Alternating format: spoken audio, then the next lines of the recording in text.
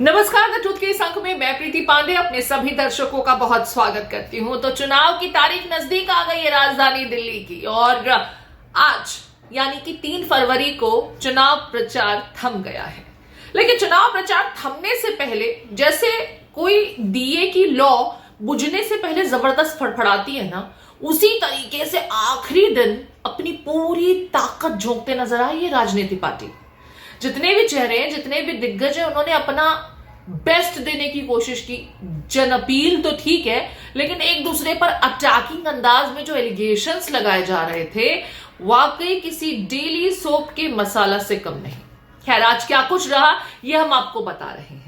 तो सबसे पहले बात होगी दिल्ली के पूर्व मुख्यमंत्री, आम आदमी पार्टी के संयोजक अरविंद केजरीवाल की, जिन्होंने आज एक बार फिर चुनाव प्रचार के बीच मीडिया के लिए वक्त निकाला और एक प्रेस कॉन्फ्रेंस करते हुए दिल्ली की जनता को यह कह दिया कि आपके साथ धोखा हो रहा है।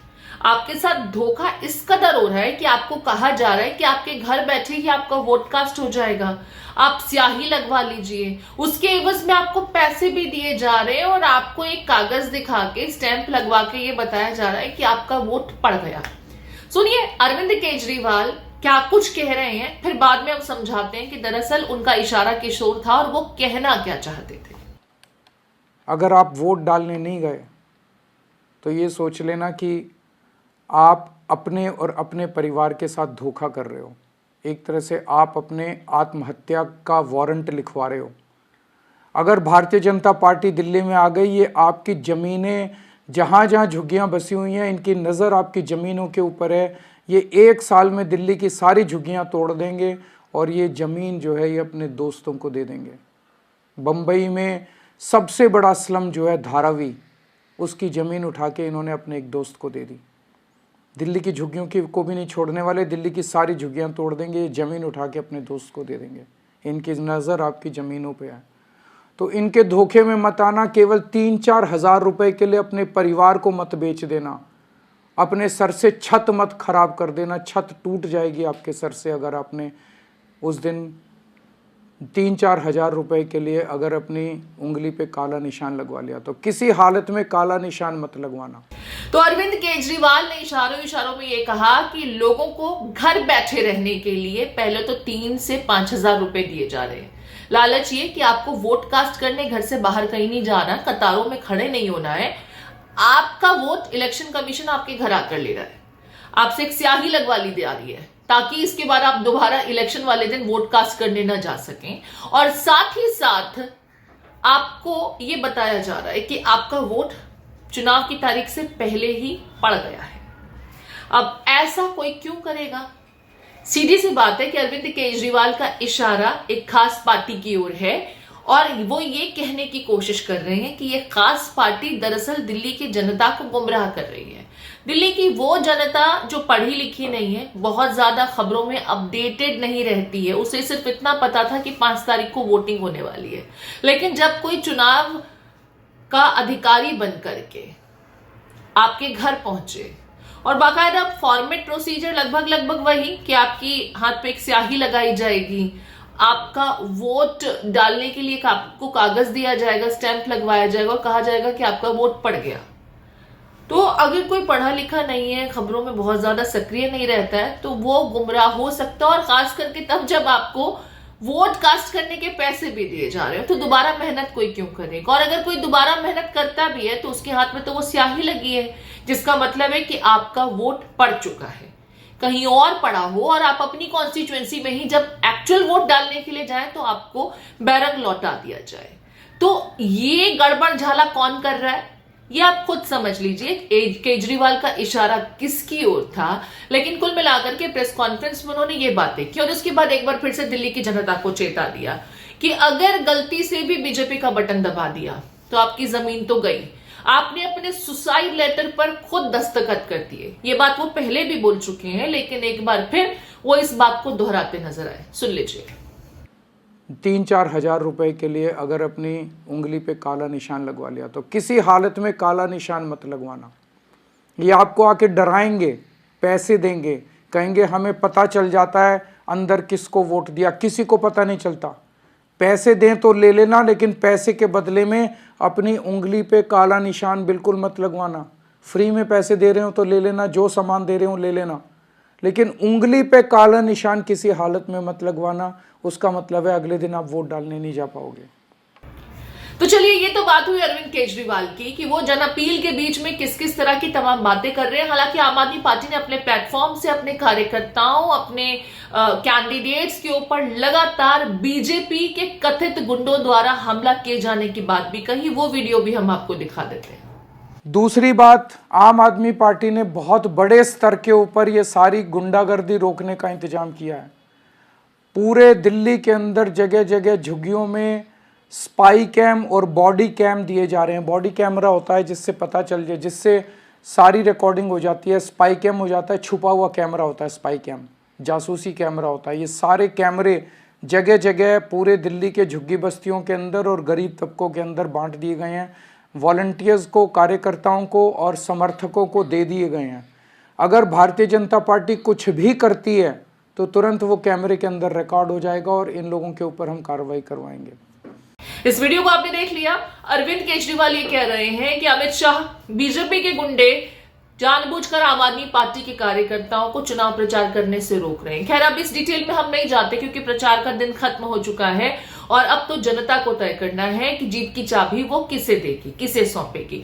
लेकिन आम आदमी पार्टी का ही एक पुराना चेहरा, जो अब थप्पड़ कांड के बाद से आम आदमी पार्टी का विरोधी हो चुका है। जी हां, मैं बात कर रही हूं एक्स DCW चीफ और वर्तमान में आम आदमी पार्टी की दिल्ली से राज्यसभा की सांसद स्वाति मालीवाल की। आज प्रचार के आखिरी दिन वो कुछ महिलाओं को लेकर के केजरीवाल के घर के बाहर पहुंच गई। हालांकि बाद में उन्हें डिटेन किया गया, लेकिन मुद्दा मैली यमुना का। वो उस यमुना घाट पर भी पहुंची। कुछ तस्वीरें आपको हम दिखा रहे हैं और वीडियो भी आपको दिखा रहे हैं। केजरीवाल को सीधे सीधे चुनौती, सीधे सीधे ये कहना कि दिल्ली की यमुना जो मान सम्मान है वो मैली क्यों है, जबकि करोड़ों का फंड जो है यमुना की सफाई के लिए एलोकेट हुआ, इस्तेमाल हुआ, लेकिन यमुना तो आज भी मैली की मैली है। जरा देख लीजिए स्वाति मालीवाल आखिरी दिन चुनाव प्रचार के आम आदमी पार्टी को ही नुकसान पहुंचाती हुई। हमारी माँ यमुना नदी आज बिल्कुल नाला बन गई है, वो वेंटिलेटर पे है और अरविंद केजरीवाल जी अपने महलों में अपनी बड़ी बड़ी गाड़ियों में छुप के बैठे हैं। आज हजारों की तादाद में यहाँ पे महिलाएं आई हैं, पूर्वांचली महिलाएं आई हैं अरविंद केजरीवाल जी के घर के बाहर, यही यमुना नदी में जो गंदा पानी बह रहा है वो लेकर। हमारा सवाल है अरविंद केजरीवाल जी से, यमुना नदी 10 साल में साफ क्यों नहीं करी? वो हमें ये बताएं। जो पूर्वांचली महिलाएं आई हैं कि ये जो छठ पूजा है वो यमुना घाट पे क्यों नहीं हो पाती, क्यों सफाई नहीं करी? 7,500 करोड़ रुपए जो यमुना नदी की सफाई में लगे हैं वो कहां बह गए? अरविंद केजरीवाल जी, महिलाओं से डरना बंद करो, अपने घर में जो छुप के बैठे हो बाहर निकलो।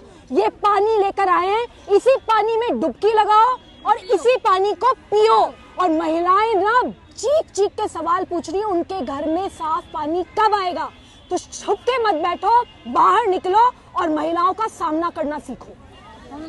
तो चलिए, स्वाति मालीवाल को भी आपने देख लिया। जाहिर है कि अपने ही घर में जब गर्म दूध से जुबान पर छाले आ जाते हैं तो दूसरे की छाछ समझ करके आप गर्म चाय भी पी लेती हैं और उसका ही फायदा कराने की कोशिश करते हैं। कुछ ऐसा ही स्वाति मालीवाल कर रही है।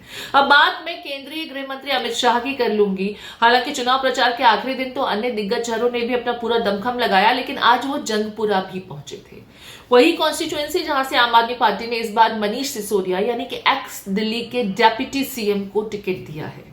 और अमित शाह ने किस तरीके से मनीष सिसोदिया समेत आम आदमी पार्टी पर जोरदार हमला किया वो आप भी सुन लीजिए, और कैसे जनता को वो बताते नजर आए कि पटपड़गंज की जनता को बेवकूफ बनाया है, अब जंगपुरा वालों बेवकूफ मत बनना। इन लोगों ने वादा किया था कि हम शराब की दुकानें बंद करेंगे। जंगपुरा वालों, शराब की दुकान बंद हुई है क्या? अरे जोर से बोलो, हुई है क्या?